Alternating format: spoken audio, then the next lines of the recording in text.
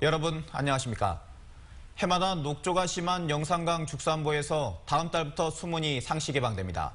문재인 대통령이 4대강 6개 보의 상시 개방과 함께 사업 전반에 대한 정책 감사를 지시했기 때문입니다.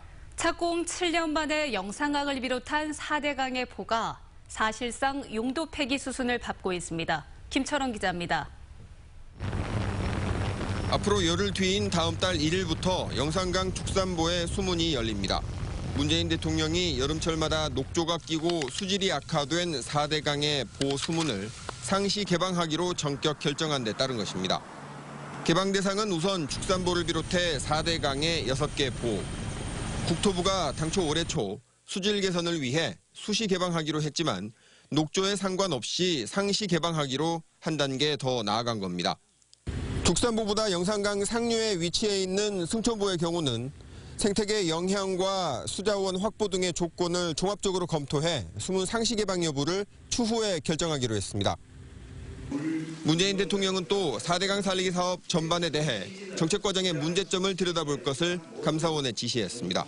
정부가 왜 이렇게 조금 성급하게 졸속으로 이 대규모 국책 사업을 시행했던가에 대해서 확인해 보고 싶은 그런 판단이 깔려 있습니다. 환경단체는 국토를 파괴하며 졸속으로 진행된 4대강 사업의 잘못이 낱낱이 밝혀져야 한다며 환영했습니다.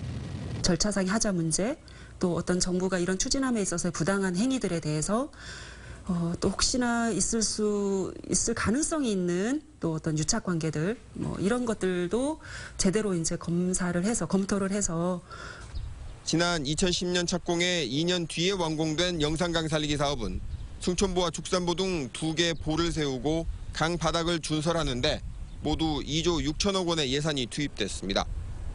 이명박 정부는 영산강의 수질 개선이 가장 큰 사업 목표라고 했지만 해마다 녹조가 창궐하고 큰빛 이끼벌레 등이 나타나는 등 보 건설에 따른 각종 부작용이 끊이지 않았습니다. MBC 뉴스 김철원입니다.